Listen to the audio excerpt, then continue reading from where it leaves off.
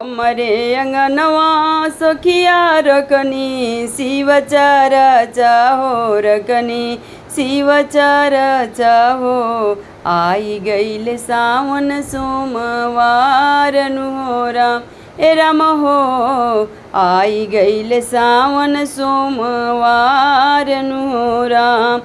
जब हम रहनी सखियो कन्या कुंवारी हो कन्या कुमारी हो कैनी हम 16 सोमवार नुहोरा ए राम हो कैनी हम 16 सोमवार नुहोरा। गुरुजी त दियनी हमके सुंदर रस जानवा हो सुंदर रस जानवा हो जुग जुग रहे हवा तनु हो राम ए राम हो जुग जुग रहे ए हवा तनु हो राम।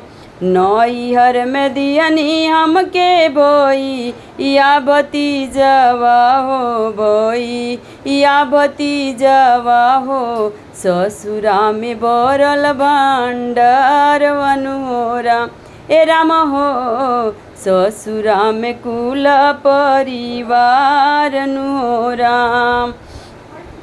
आचरा में दिहनी गुरुजी सुंदर लला नावा हो सुंदर लला नावा हो मोंगिया भरल सिंदूर सजल हो राम ए राम हो सिनोरा भरल सिंदूर सजल हो राम।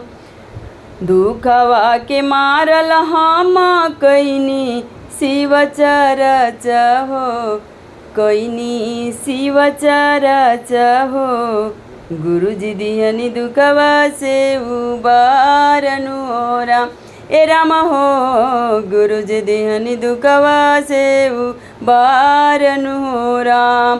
पहिला में दाया मंगनी दूसरा में चरच हो दूसरा में चरच हो तीसरा में नम शिव नमनि अनुरा ए राम हो तीसरा में नम शिव नमनि अनुरा।